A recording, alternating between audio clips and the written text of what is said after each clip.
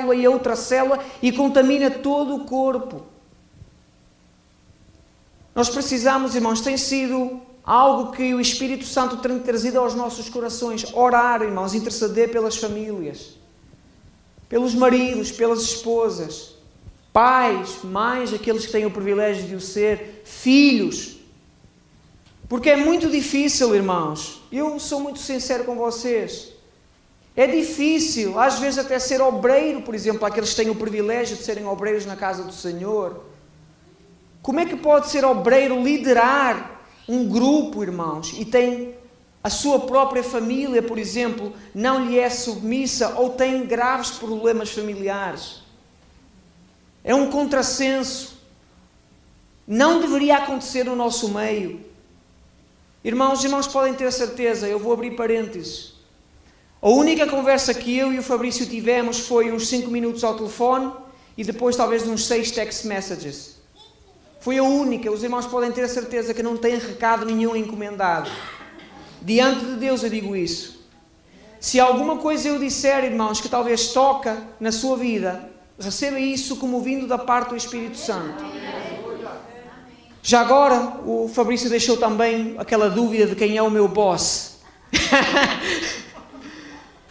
Eu tenho que confessar, irmãos, eu falei primeiro com a minha esposa e depois com o pastor Gilson.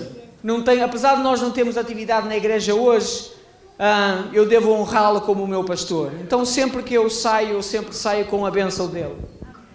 Fecha o parênteses. Irmãos, eu não sei se os irmãos sabiam, mas aqui há uns tempos atrás houve uma agência evangélica que fez uma pesquisa em relação a divórcio. Tanto secular como no meio que se diz evangélico. E é bom que os irmãos estejam sentados, porque o número que eu vou dizer para os irmãos talvez causasse algum de vocês cair para trás. Eu não sei se os irmãos sabem, mas o divórcio, a taxa de divórcio, no mundo secular, alguém sabe qual é? 50%. A cada 2 casamentos, 1 termina em divórcio. No mundo secular. No meio evangélico, já ouvi aí o número. No meio evangélico, irmãos, dependendo da localidade, logicamente tem comunidades mais afetadas do que outras. Mas o número de divórcios entre os evangélicos, irmãos, anda entre os 50%, 60% e até mais por cento. Agora, irmãos, como é que nós podemos... Permita que eu seja sincero, irmãos, como é que nós podemos falar do Evangelho? Permitam-me ir mais fundo até, como é que nós podemos condenar, por exemplo, gays, quando os nossos casamentos, por exemplo, estão arruinados? Nós não temos autoridade, irmãos, para isso. Não quero ir muito nesta linha, apesar de eu ir falar um pouquinho acerca disso. A palavra que Deus pôs no meu coração nesta noite para trazer para os irmãos. Eu orei, depois de falar com o Fabrício, busquei de Deus. E Deus pôs esta palavra, este homem Jó, no meu coração. E eu gostaria de falar de 4 coisas, irmãos, que eu vejo nestes poucos versículos que eu li para os irmãos e que eu creio que nós podemos tirar ensinamentos para as nossas famílias. Jó era um homem e creio que os homens imediatamente se identificam com ele. Mas eu creio que as irmãs também podem aprender alguma coisinha. E os jovens que estão no nosso meio também vão poder aprender alguma coisa, irmãos. Já agora aquele baterista baixinho que estava ali dentro, irmãos. Quando eu entrei, eu tentei ver quem era o baterista e não conseguia ver a cara. Pensei que era o reflexo do vidro. Depois, quando o vi a sair, agora está explicado. Deus te abençoe. Eu não consigo ver, mas Deus te abençoe. Irmãos, este livro de Jó começa com estas palavras, descrevendo Jó. E começa, irmãos, de uma maneira... Irmãos, entendam, o pastor Gilson está sempre a dizer: meus filhos, não existe inveja santa. Se é inveja, não é santa. Mas os irmãos permitam liberdade de expressão. E veja bem o que este livro de Jó, que provavelmente foi escrito por Moisés, veja bem como é que ele abre falando deste homem Jó. Havia um homem na terra de Uz cujo nome era Jó.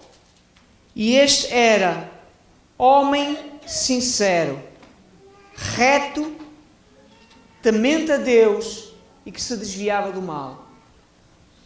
Este é o primeiro ponto, irmãos, que eu gostaria de trazer para os irmãos. Exemplo do líder. Eu escolhi exemplo do líder de propósito. Talvez tenha um líder de jovens ou dos homens no nosso meio e creio que também pode aprender com isto. Para os maridos, a aplicação é direta. Diz a Bíblia que este homem, Jó, líder da sua casa, líder de um montão de gente que o servia, diz a Bíblia que ele era um homem reto, íntegro, temente a Deus. E, os irmãos, não sei a vossa opinião, mas na minha opinião, o quarto é o melhor de todos os adjetivos. Diz que se desviava do mal. A Bíblia fala logo de seguida das jumentas e bois e todas aquelas coisas. E para nós é um pouco esquisito, irmãos, porque nós estamos uns 2500 anos longe desta cultura. Para nós, sei lá quanto é que vale um boi, quanto é que é uma jumenta, um camelo, sei lá. Para nós se dissesse, Jó tinha casa de praia, casa de monte, casa do lago, tinha um Mercedes, agora entendo, Jó era mesmo rico, mas vacas, jumentos, camelos, para nós é um pouco difícil. Mas, irmãos, exemplo do líder. Jó era marido. Jó era pai. E sobre os ombros dele, irmãos, estava a mesma responsabilidade que está sobre os meus ombros, enquanto marido e enquanto pai. E sobre cada um dos ombros dos irmãos, enquanto maridos e enquanto pais. E aqueles que forem líderes também estão nesta categoria. Porque sobre nós, irmãos, está também um peso. A Bíblia ensina que nós precisamos de olhar para Jesus como o autor e o consumador da nossa fé. E eu sou o primeiro a afirmar isso. Mas enquanto líderes, irmãos, nós precisamos de ter a consciência que temos olhos postos em nós. Não somos autores nem consumadores da fé de ninguém, mas influenciamos muitas vezes a fé daqueles que olham para nós. Eu cresci na igreja tradicional, creio que talvez muitos dos irmãos passaram por lá. E o dizer era, olha para o que eu digo, não para o que eu faço. Os irmãos já ouviram isso dizer? Olha para o que eu digo, não para o que eu faço. Irmãos, no nosso meio não deveria ser assim. O apóstolo Paulo, que nós já falámos nesta noite, disse assim: sede imitadores do Senhor Jesus Cristo. Sede meus imitadores. Irmãos, tem que ter muita coragem. Tem que ter vida no altar, como dizem os nossos irmãos brasileiros. Tem que ter vida no altar. Tem que ter convicção de que não havia um olho lá por trás a espiar o apóstolo Paulo fora do horário de expediente. Sede meus imitadores. E se houvesse um que levantasse a mão? Paulo, ouve lá, o ano passado tu fizeste aí um negócio meio escuro. Paulo, a semana passada eu ouvi um zum aí de um... Não, sede meus imitadores. Verdade, irmãos, o Senhor Jesus é o autor e consumador da nossa fé. Mas nós, líderes, somos formadores de opinião.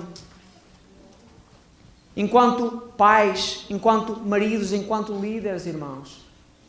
Precisamos ser homens retos, íntegros, tementes a Deus e que se desviam do mal. Erramos, irmãos, pode ter a certeza. Se eu perguntar às irmãs quantas vezes é que o seu marido erra, eu nem vou perguntar porque eu já sei a resposta.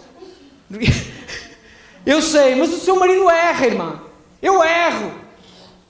Enquanto líderes erramos, irmãos. Mas não é a nossa intenção errar. Irmãos, enquanto maridos, especificamente,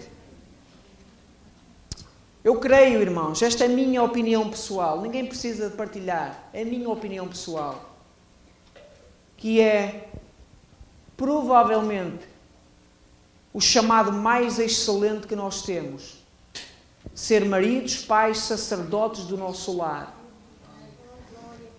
Com toda a liberdade, irmãos, Eu creio que nós somos chamados primeiro a ministrar às nossas casas, à nossa esposa e aos nossos filhos, e depois, em segundo lugar, ao corpo. É impossível, irmãos, nós não somos ministros. É impossível nós não sermos ministros no nosso lar e sermos ministros na casa de Deus. É impossível. Alguém disse, e muito bem, eu não me lembro quem disse agora, mas alguém disse muito bem, que se alguém quiser saber acerca da qualidade do homem de Deus, pergunta à esposa e aos filhos. É duro, irmãos, tem muita gente que não gosta de ouvir. Não fui eu que disse, eu gostava de ter pensado nisto, mas não fui eu que disse. Mas eu concordo perfeitamente. Então, irmãos, ponto número 1. Exemplo do líder. Especificamente neste culto de famílias, irmãos. Para você que é marido. Para você que é pai. Também para aqueles que são líderes. Mas especificamente para estas duas categorias. Lembre-se, você precisa ser o exemplo no seu lar. Você precisa ser o exemplo para o seu pequenino e para a sua pequenina, para os seus filhos. Você sabia, irmão, que o primeiro conceito que a criança tem de Deus é baseado na relação que ela tem com o Pai? Você sabia que a imagem que a criança começa a formular na sua mente em relação a Deus tem tudo a ver na relação que ela tem com o seu pai terrestre? Talvez agora você comece a entender porque é que muitas vezes você vê jovens, por exemplo, totalmente revoltados contra Deus, com ódio por Deus e ninguém entende porquê. E você vai ver o passado delas, vai ver a relação que tinham com o pai especificamente e você entende. Agora entendo. Nós precisamos, irmãos, de ser exemplos. Exemplo de retidão como Jó era. Temente a Deus, que se desviava do mal. Ponto número 2, irmãos. O irmão Fabrício não me deu hora. Eu creio que até à meia-noite não tem problema. E se ele fez assim, qualquer coisa, irmãos, os irmãos cobram a ele. Segundo ponto, irmãos, diretamente ligado com o primeiro, mas eu gostava de sublinhar para os irmãos entenderem. Se vocês quiserem abrir as vossas Bíblias, podem abrir. Se os irmãos quiserem ouvir, os irmãos podem ouvir. Vejam bem o que é que está escrito no versículo 9 do capítulo 2 do mesmo livro. Então sua mulher lhe disse, sua mulher, esteja falando da esposa de Jó. Então sua mulher lhe disse: ainda retens a tua sinceridade? Amaldiçoa a Deus e morre. Permita-me, irmãos, elaborar um pouquinho aqui. Entre os versículos que eu li e este versículo 9 do capítulo 2, passa-se algo de extraordinário. A Bíblia diz que entre os filhos de Deus, Satanás teve o atrevimento de aparecer 2 vezes. E das 2 vezes que apareceu, fez uma espécie de um desafio, por assim dizer, a Deus em relação a Jó. Aliás, da primeira vez até foi o próprio Deus que teve a liberdade de apontar Jó diante de Satanás. Jó, viste lá o meu servo? Mas a palavra não é exatamente acerca disto. Quando nós chegamos ao versículo 9, já Satanás tinha tocado tanto nos bens de Jó, filhos, criados, e da segunda vez Deus permitiu que tocasse o corpo de Jó, somente não tocasse a sua vida. Entre os versículos que eu li e o versículo 9, nós vemos o homem mais rico do Oriente passar a ser o homem mais pobre do Oriente. A ponto de se sentar lá numa fogueirinha, arranjar um cacozinho que estava lá de uma telha partida, e diz a Bíblia que com aquele caco raspava as feridas. Também era a situação, irmãos, que 3 amigos de Jó combinaram, mandaram um text message entre eles. Vamos lá, e não dar um ânimo, dar uma força a Jó. Só que nenhum deles fazia a ideia da situação. Diz a Bíblia que eles chegaram lá começaram a chorar, sentaram-se na fogueira e durante 7 dias e 7 noites estiveram calados. Eles não imaginavam, não havia Facebook na altura, senão alguém tinha tirado uma fotografia ao Jó, à fogueira, e mandado para toda a gente ver. Mas eles não sabiam. Chegaram lá, diz que a situação era muito pior do que aquilo que eles imaginavam. E durante 7 dias e 7 noites não saiu palavra da boca deles.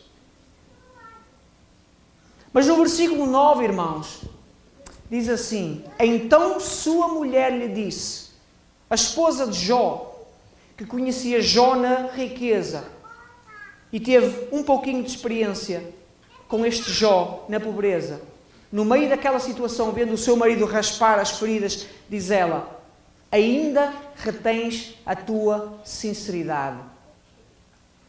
O meu segundo ponto, irmãos, é o testemunho perante a própria família.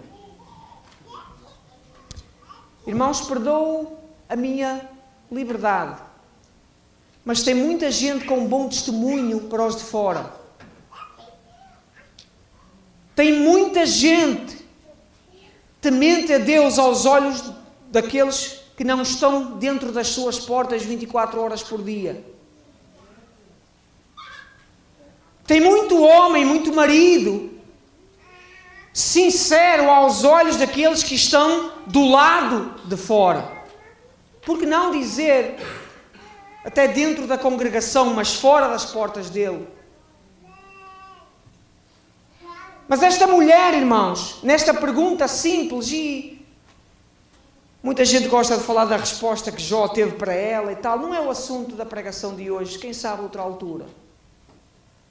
Mas ao ler esta pergunta, irmãos, é impossível não reconhecer que a própria esposa de Jó reconhecia nele as mesmas qualidades que começam o livro. Não era o amigo obreiro lá da igreja, não era o pastor, nem o evangelista, nem o presbítero amigo, nem o amigo do grupo de louvor. Era a própria esposa dele que lhe perguntou: ainda retens a tua sinceridade? Irmão, perdoa a minha franqueza mais uma vez, mas se fosse alguma das nossas esposas, talvez não usaria destes termos. Há bocado eu disse aos irmãos, alguém disse que se nós quisermos conhecer a qualidade do homem de Deus, pergunta, não é ao companheiro de ministério. Vai perguntar à esposa ou pergunta aos filhos. Quer conhecer quem é o marido? Pergunta à esposa ou pergunta aos filhos. Irmãos, é importante, irmãos, nós termos bom testemunho, logicamente, certo? No nosso trabalho, nós precisamos ser homens de caráter. Não importa se somos patrões, não importa se somos empregados, precisamos refletir a luz de Cristo da mesma forma. Cada um na sua posição, mas refletindo a luz de Cristo. Também, por pouco importa, irmão, ter testemunho dentro das portas e fora das portas ter mau testemunho. Não é isso que eu estou a dizer. No seu trabalho você precisa ser luz. Na igreja você precisa ser luz. Sai com os amigos para bater uma bola, precisa ser luz. Está em casa, precisa ser luz. Irmão, eu conheço muitas histórias de filhos de obreiros. E os irmãos podem ter certeza que vou gastar só 30 segundos neste tópico. Conheço muitas histórias de filhos de obreiros.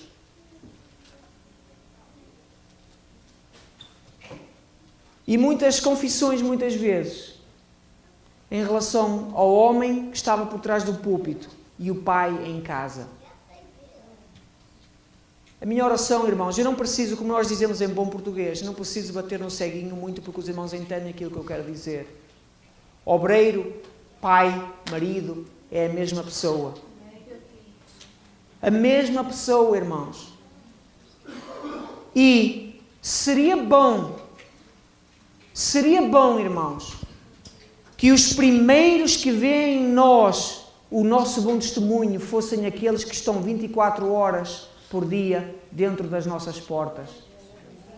Seria bom, logicamente que os outros também têm que reconhecer, mas seria bom que começasse por aqueles que estão 24 horas por dia, 7 dias por semana, dentro do lado de cada porta. Os irmãos entendem o que é que isto quer dizer? Seria bom que fosse assim, irmãos.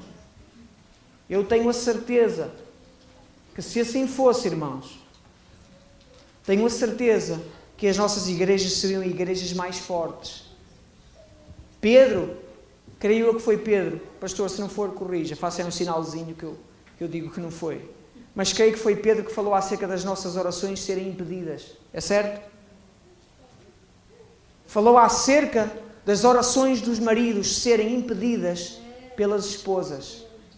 Em lado nenhum fala dos maridos serem capazes de impedir as orações das esposas. Mas ele diz, cuidado! Cuidado! Para que não sejam impedidas as vossas orações. Deus! Ponto número 3.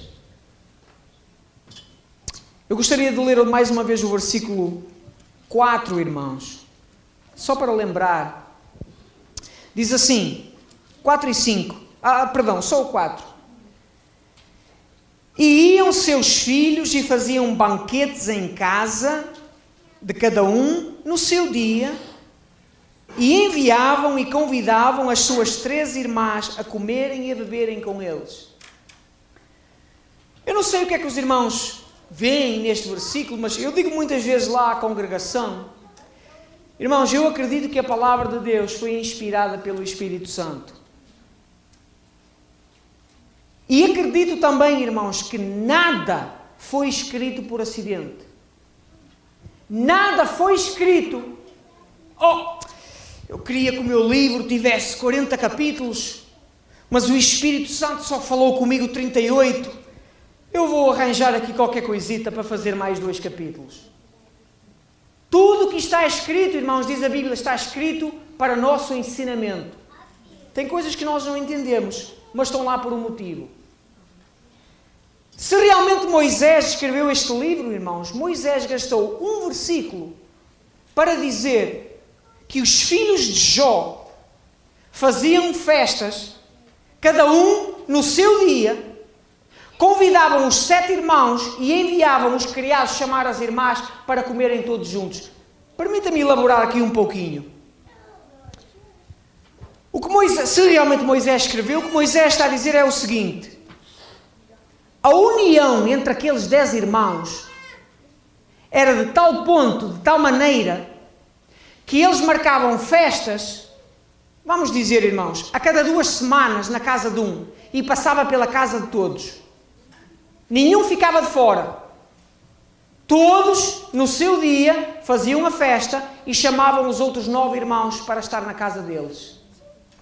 Eu não sei no Brasil, irmãos, mas em Portugal é raro haver uma família grande onde não hajam problemas entre irmãos. Quantos mais irmãos são, mais problemas existem. Os irmãos estão a começar a rir, então eu entendo que os irmãos também... Pronto, é a mesma coisa. Quantos mais irmãos, mais problema.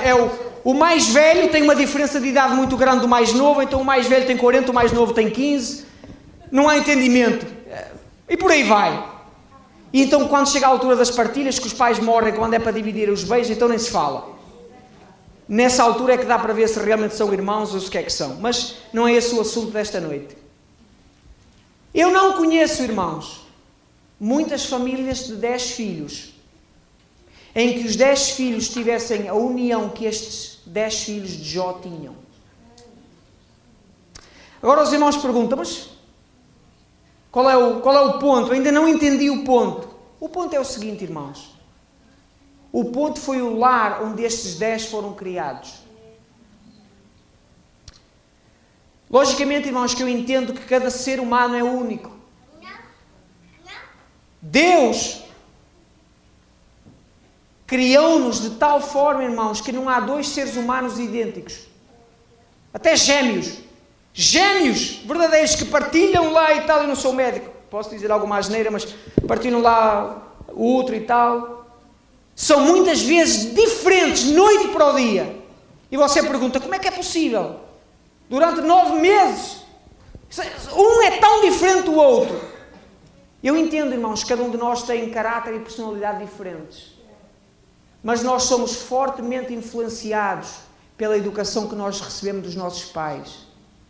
Agora, irmãos, permita ir um pouquinho mais duro na ferida. Porque a educação que nós damos aos nossos filhos vai influenciá-los. Eles têm liberdade, eles têm uma mente, eles decidem por eles, mas são fortemente influenciados pelo nosso exemplo, como nós já falámos, e pela educação que nós passamos para eles. Como pai e mãe, irmãos, eu creio que não será um abuso da minha parte dizer que Jó e a sua esposa fizeram um excelente trabalho. Porque, como eu já disse aos irmãos, eu não conheço famílias com 10 filhos que façam festas e convidem todos os outros filhos. O que eu conheço, irmãos, é famílias com metade dos filhos. Metade dos filhos, 5 filhos. E 2 não se dão com os outros 3. Já agora, irmãos, conheço famílias com 3 filhos, em que 2 não se dão com o terceiro. E os irmãos conhecem outros exemplos do género. Agora, eu estou a culpar os pais? Não necessariamente. Não necessariamente. Mas eu creio que os irmãos concordam comigo, que se eu disser que os pais desempenham um papel muito importante na formação dos filhos. O exemplo que nós passamos para os nossos filhos. Por exemplo, você, por exemplo, faz um comentário detrativo em relação ao seu irmão ou à sua irmã, pode ser carnal ou pode ser na fé, em frente aos seus filhos. Você espera o quê? Que o seu filho daqui por 10 anos seja um exemplo de irmão carnal ou um exemplo de irmão na fé? Se você critica constantemente os seus irmãos carnais ou até os seus irmãos na fé, você espera que o seu filho vai fazer festas e convidar todos os irmãos dele para irem lá à casa?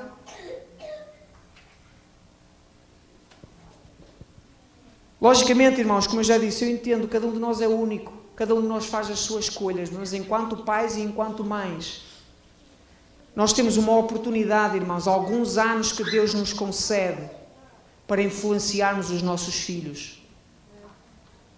Vai chegar o tempo, irmãos, em que o seu filho vai dizer: pai, mãe, eu vou sair, vou para o colégio, arranjei um trabalho, vou morar com o meu amigo, whatever, já não estou mais aqui debaixo. Esse tempo vai chegar, irmãos. Esse tempo vai chegar. O do Kisney chegou há 1 ano e pouco atrás, um excelente menino. Já agora, irmãos, para vocês que não sabiam, vocês não digam que fui eu que disse, mas ele está a começar a ganhar uma barriguinha. É verdade, está a começar a ganhar uma barriguinha. Irmãos, alguém disse, eu lembro-me do nome, chama-se James Dobson, não sei se algum dos irmãos conhece. James Dobson hoje é muito velhinho, mas ele foi em tempos conselheiro do presidente Bush. Tem um ministério chamado Focus on the Family, enorme. Ele disse o seguinte, em relação a ser pai e ser mãe.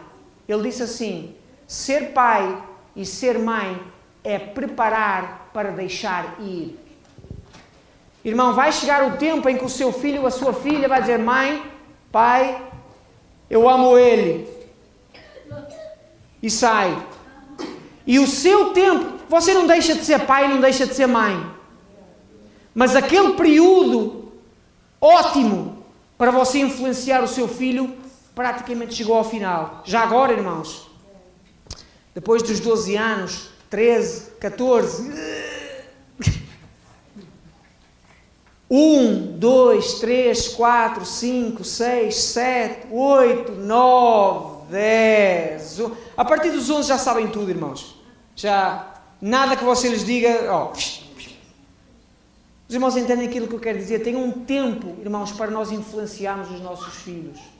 Você não deixa de ser pai, não deixa de ser mãe. O seu telefone com certeza vai tocar. Mas aquele tempo em que eles estavam 24 horas por dia consigo em casa, aquele tempo em que você dobrava os joelhos e orava com eles à noite, aquele tempo em que vocês se preparavam, vestiam para ir para a igreja, passou. Eu creio, irmãos, que não é um exagero da minha parte se eu disser que Jó e a esposa foram um modelo de pais. O reflexo é a conduta dos filhos, a forma como eles se amavam entre eles. 10 filhos, festa todo dia, churrasco todo dia. Eu não sei os irmãos, mas lá em Milford, irmãos, tem um pessoal que carne. Mas glória a Deus, irmãos, por este exemplo que está aqui. Irmãos, a minha oração é que nós, como pais e como mães, irmãos, possamos entender a importância, irmãos, da tarefa que está nos nossos ombros. Deus concede-nos o privilégio de, por alguns anos, nós educarmos a próxima geração. Passarmos valores para a próxima geração. Isso é, irmãos, uma tarefa linda e excelente. E que nós muitas vezes, irmãos, por negligência, muitas vezes nós delegamos para terceiros ou quartos. Delegamos às vezes para eletrónicos. Perdoe-me mais uma vez. Delegamos até para a escola dominical. Delegamos para o professor da escola dominical. Irmãos, vocês não precisam de concordar comigo. Não precisam. Mas eu sou da opinião que a igreja começa em casa. A congregação local, o ajuntamento local é uma extensão. A verdadeira escola é em casa e não o contrário. Não o contrário, irmãos. Está sobre as nossas responsabilidades. Não é responsabilidade do professor da escola dominical, irmãos, de educar os nossos filhos. Ou de os ensinar a orar. Ou de incutir neles o temor do Senhor. Ou de lhes perguntar ou fazer com que eles arranjar métodos para que eles decorem a palavra do Senhor. Não é responsabilidade do professor da escola dominical, irmãos. Se não for algo que já vem de casa, irmãos, não vai ser aqui que eles vão aprender. Precisa vir de casa, irmãos. Precisa partir do pai e da mãe. Já agora, irmãos, perdoe se for o caso de algum dos irmãos aqui, pode ter a certeza, diante de Deus eu digo isso. Não é recado encomendado. Mas, irmão, não faça de chofer para a escola dominical. Não venha descarregar os seus filhos. Abra a mala. Pai, vai para casa. A que horas acaba a escola dominical? Aí eu passo e eu apanho vocês. Não faça isso. Não faça isso. Seja aluno assíduo da escola dominical ou do culto. Seja você o líder, seja você o exemplo. Irmãos, eu tenho um pequenino, para quem não sabe, tenho uma menina que está ali com 10 anos. E tenho um pequenino, 7 anos. E às vezes, irmãos, eu fico, os irmãos perdoem a minha expressão, fico às vezes estupefacto com as coisas que uma criança de 7 anos vê em mim que eu não vejo. E me pergunta. E muitas vezes, irmãos, eu não tenho resposta por vergonha, ou eu não respondo por vergonha. Irmãos, os nossos filhos veem o que nós fazemos. Eles veem, você pensa que por o seu filho estar a jogar o Wii, que ele não ouve aquilo que você está a conversar na cozinha? Irmãos, esta geração de hoje, consegue fazer no mínimo as 5 coisas ao mesmo tempo e ainda consegue ouvir a sua conversa lá na cozinha ou telemóvel. Ouve tudo. Você pensa que está distraído com a amiga no Facebook e a jogar o Wii? Pode ter a certeza absoluta que ele ouve. E depois vai-lhe perguntar: Daddy, com quem é que tu estavas a falar? Daddy, tu estavas a falar daquele irmão? Você pensa que é invenção? Precisamos ser exemplo para os nossos filhos, irmãos. Ponto número 4, para nós terminarmos. Eu vou ler o versículo 5 que diz assim: Sucedia, pois, que tendo decorrido o turno de dias de seus banquetes, enviava Jó e os santificava, e se levantava de madrugada e oferecia holocaustos segundo o número de todos eles. Porque dizia Jó: porventura pecaram meus filhos e blasfemaram de Deus no seu coração. Assim fazia Jó continuamente. O meu último ponto, irmãos, para encerrar, é acerca da vida espiritual no lar. Irmãos, logicamente que eu entendo, e eu seria tolo, irmãos, se eu dissesse o contrário aos irmãos. Irmão, diante de Deus, cada um vai ter que comparecer sozinho. E eu sei que os irmãos sabem isso. Diante de Deus, irmãos, você vai comparecer sozinho. E você não vai poder dar desculpa nenhuma. Foi por causa do pastor, ou por causa do líder, ou por causa da minha esposa, ou por causa do meu pai, ou por causa do meu filho. Diante de Deus você não vai poder fazer isso. É você e Deus. E Ele conhece tudo. Tudo está nu e patente diante dEle. Agora, como pai e como mãe, irmãos, logicamente que nós intercedemos pelos nossos filhos. Eu conheço muitas mães que choram pelos seus filhos. Às vezes pelos seus maridos. Também conheço maridos que choram pelas suas esposas, intercedendo diante de Deus por elas. Orando, pedindo a Deus que toque os seus corações e as traga de novo à comunhão. Mas aquilo que eu queria realçar para os irmãos é o cuidado que Jó tinha com o bem-estar espiritual dos seus filhos. Irmãos, os filhos tinham casas, eram adultos, provavelmente casados. A Bíblia, não me lembro se a Bíblia menciona especificamente ou não, mas talvez até fossem casados. Talvez eles próprios pais de filhos, não sei. O que quer dizer que eles já não estavam sob a responsabilidade de Jó. Mas ainda assim, Jó como pai,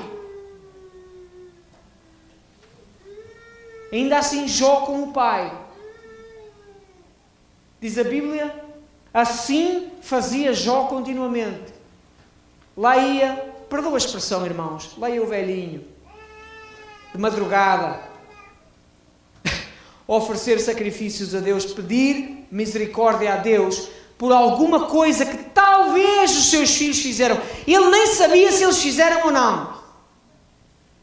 Deus, eu não sei, mas o Senhor sabe, mas se fizeram misericórdia. Irmãos, vida espiritual nos nossos lares, irmãos, como é que está? Como pais e mães, logicamente, irmãos, que nós precisamos de interceder pelos nossos filhos. Logicamente.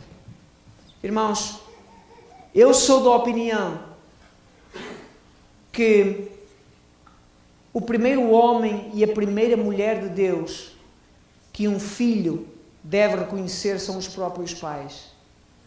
Se não for assim, alguma coisa está muito errada.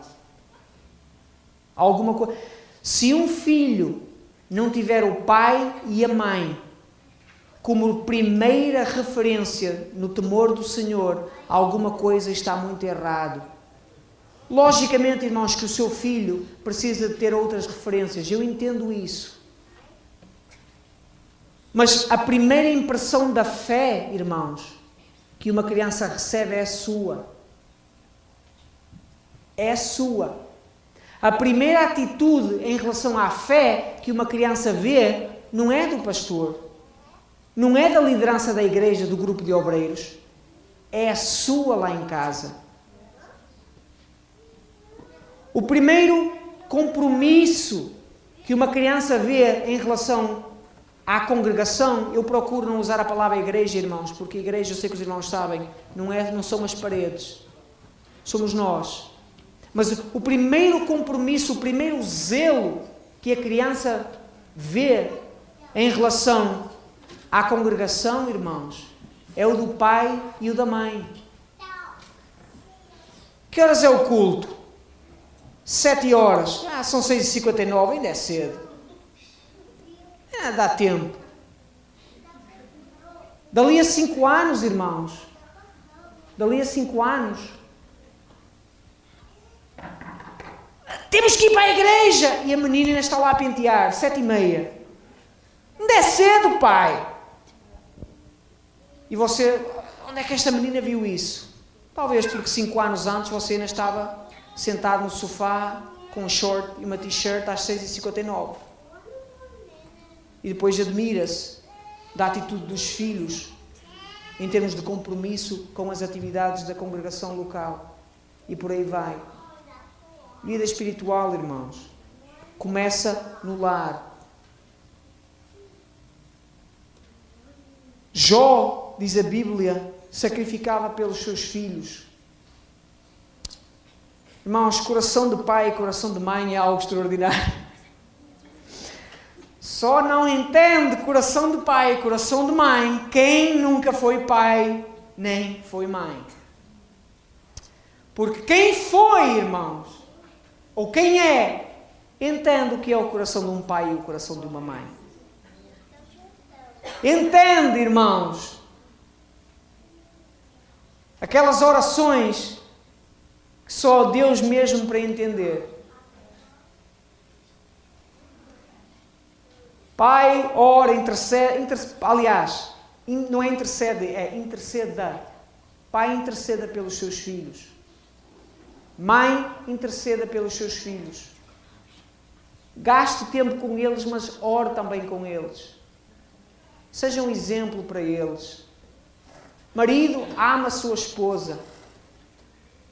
Diz a Bíblia, irmãos. Eu gosto daquelas palestras para casais, porque há sempre aquela disputa. Marido, esposa, macho é melhor, não, fêmea é melhor. Veja bem, irmãos, o apóstolo Paulo teve a coragem de dizer o seguinte: marido, ama a sua esposa como Cristo amou a igreja e a si mesmo se entregou por ela. Nós dizemos, não, as esposas normalmente quando ouvem a palavra submissão, não, da mulher é mais difícil, o homem é mais fácil, o homem é só amar. Irmão, para si que é marido e pai, a Bíblia diz que é para amar a sua esposa, mas não é para amar de qualquer maneira. Não é para amar de acordo com o conceito de Hollywood. É para amar a sua esposa como Cristo amou a igreja e a si mesmo se entregou por ela. Hoje estamos entre sexta e domingo. Estamos entre a morte e a ressurreição. Diz a Bíblia, aqueles que são pais já agora, para trazer os fios da carpete que eu estive a falar para os irmãos, todos juntos. Só aqueles que são pais podem entender João 3,16. Porque Deus amou de tal maneira que deu o seu Filho unigênito. Só quem é pai, tem um filhinho, uma filhinha, é que pode fazer uma pequena ideia daquilo que João 3,16 significa. Só quem é pai. Para as esposas sejam submissas aos seus maridos. Para os filhos sejam obedientes aos vossos pais, ou honrem os pais. E não acaba aqui. Também diz, pais, não provoqueis os vossos filhos à ira. Eu não sei os irmãos, mas eu não me lembro de alguma vez ter ouvido um estudo falando acerca de pais provocando os filhos à ira. É um mandamento que o mesmo apóstolo Paulo escreveu, que está lá também. Pais, não provoquem os vossos filhos à ira. Muitas vezes, irmãos, nós somos culpados disso, de provocar os nossos filhos à ira. Irmãos, eu, com a permissão do pastor Manuel, eu gostava de convidar a igreja para ficar de pé, irmãos. Gostaria de fazer uma oração e depois passar o microfone para o presbítero Fabrício. Irmãos, nesta palavra simples, irmãos, como eu já disse e vou repetir mais uma vez, por favor entenda que se alguma coisa eu disse, irmãos, que o toca pessoalmente, você pode ter a certeza, diante de Deus, que não foi recado encomendado, mas tenha isso como o Espírito Santo procurando falar ao seu coração. procurando talvez despertar a sua atenção para uma área que talvez o irmão não estava vendo. Em segundo lugar, irmãos, lembre-se, família é célula, irmão. Célula. O mesmo apóstolo Paulo, do qual nós já falamos tanto hoje, irmãos, fala muitas vezes da igreja como corpo. Membros diferentes dentro de um corpo. Irmãos, se um membro do corpo não está bem, o mesmo apóstolo Paulo diz que todo o corpo sofre. Nós muitas vezes, irmãos, interpretamos estas palavras como estando a falar de nós sozinhos. Ah, sou eu sozinho. E é verdade, porque você é membro. Se você não está bem, todo o corpo sofre. Mas isto também é verdade para as famílias, irmãos. Se a família, irmãos, dentro da casa, à porta fechada, não está bem, irmão, o corpo não está bem. Família, irmãos, é célula. Se as famílias não forem fortes, irmãos, se as famílias não forem unidas, se não houver comunhão na família, irmãos, se não houver genuíno afeto entre marido e entre esposa, se não houver prazer e alegria da família sair e estar junta e brincar junta, irmãos, o membro está mal e todo o corpo está mal, irmãos. Nós precisamos ter consciência disso, irmãos. Família é base da igreja. Creio que foi há um ano e pouco atrás, eu tive o privilégio de trazer uma palavra também para o evangelista Daniel, que eu creio que os irmãos conhecem, em New Jersey. E eles fizeram os cultos lá sobre o seguinte tema: Igreja, família de famílias.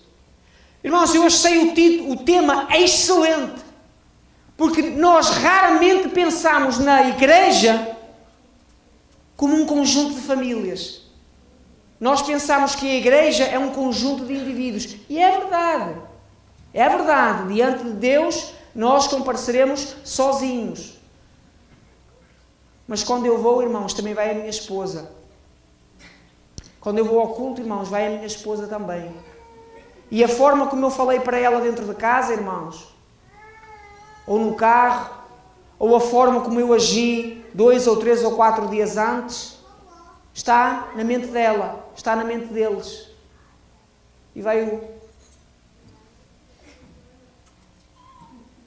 E não sabe que as orações estão a ser impedidas. É um conjunto de indivíduos a igreja? É, irmãos. Mas também é um conjunto de famílias. E se as famílias não estiverem unidas, fortes, filhos que olham para os seus pais, veem o casamento de 20, 30, 40 anos e se alegram naquilo, alguma coisa não está bem, irmãos. Nós precisamos de orar uns pelos outros, irmãos, como a Bíblia nos ensina, mas também interceder pelas nossas famílias. Tem sido o meu desafio, irmãos, nestes últimos meses, lá, incentivando, irmãos, esposas a orarem pelos seus maridos, maridos a orar pelas suas esposas, pais intercedendo pelos seus filhos e os filhos também intercedendo pelos pais.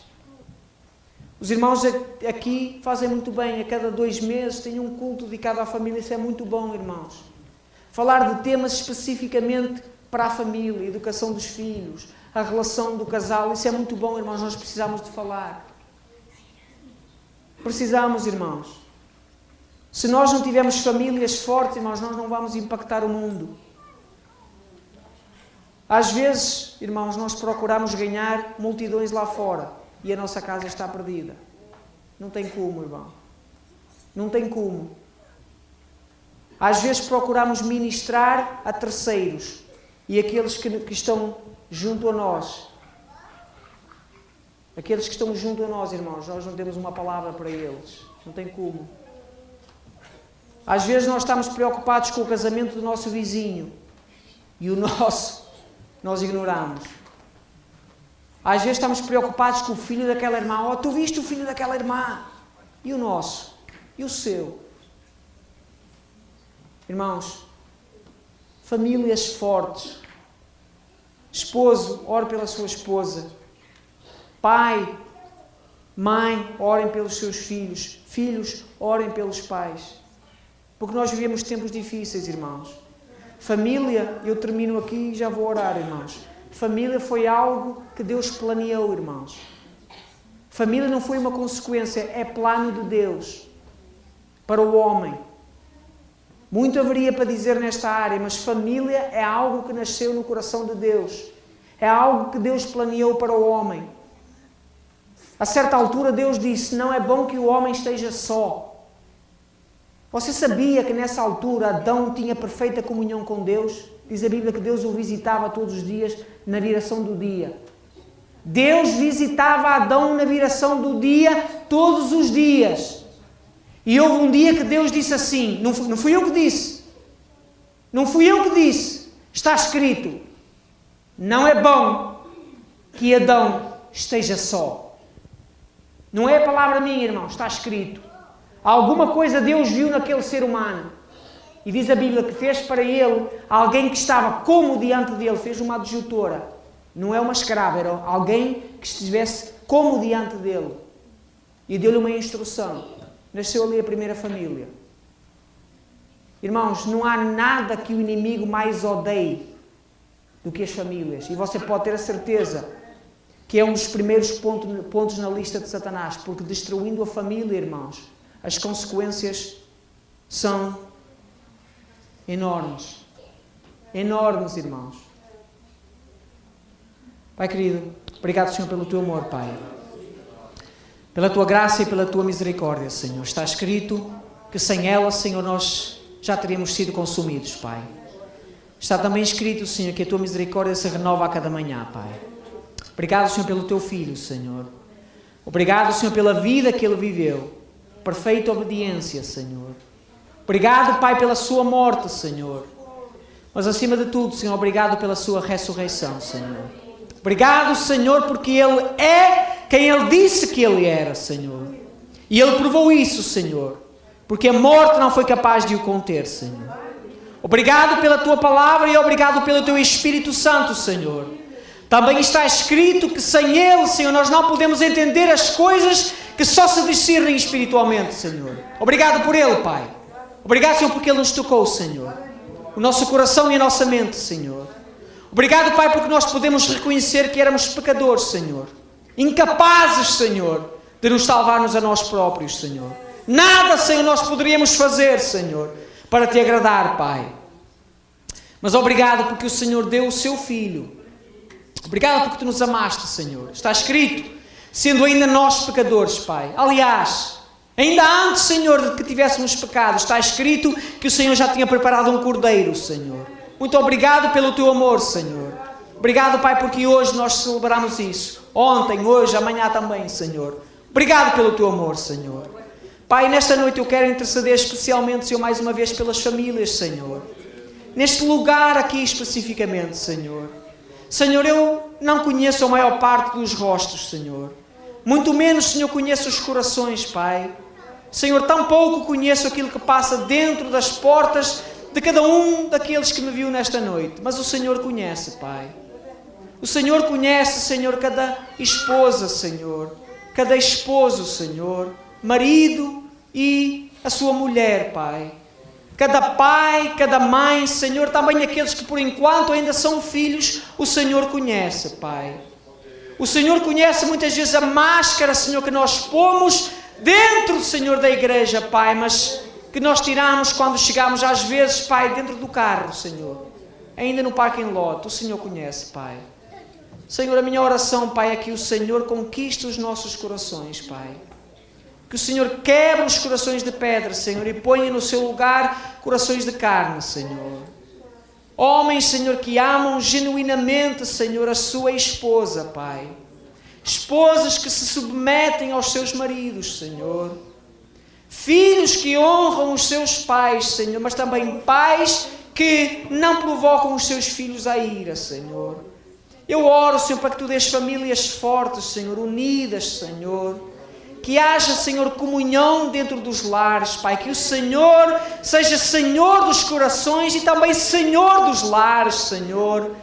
Senhor, que no nosso lar, Pai, haja aquele prazer, aquela alegria, Senhor, de estarmos com a nossa família, Senhor. Que o nosso lar, Pai, seja aquele porto seguro, Senhor, aquele farol, Senhor, aquele lugar, Senhor, onde nós não temos vergonha de sermos quem nós realmente somos, Pai. Senhor, transforma os nossos corações, Pai.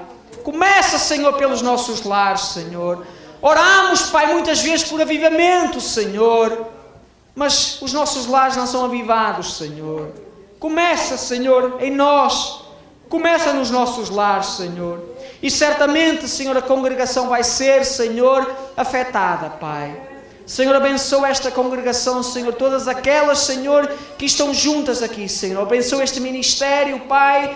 Obreiros, todos aqueles que cooperam, Senhor. Dá graça e sabedoria à liderança, Senhor. Senhor, que a Tua palavra, Pai, que eu creio foi falada nesta noite, Senhor.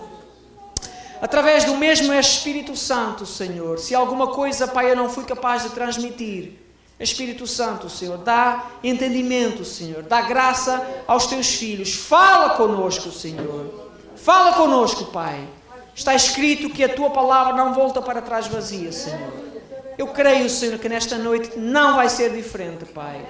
Senhor, se a Tua palavra tocou, Senhor, de uma maneira forte em alguém, Pai, através do mesmo Espírito Santo, Senhor, que nós possamos tomar uma nova atitude diante do Senhor, diante da nossa esposa, diante do nosso marido, diante dos nossos filhos, Pai. Que seja uma noite, Senhor, de mudança na nossa casa, Senhor. Abençoa o Teu povo, Senhor, pois é o Teu povo, Senhor. Em nome do Senhor Jesus.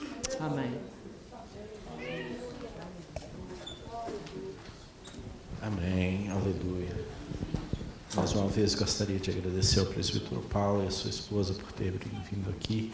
Foi uma bênção, o Senhor falou tremendamente ao meu coração, né? Que o Senhor continua usando o servo dele dessa mesma forma. Quero chamar o pastor Manuel.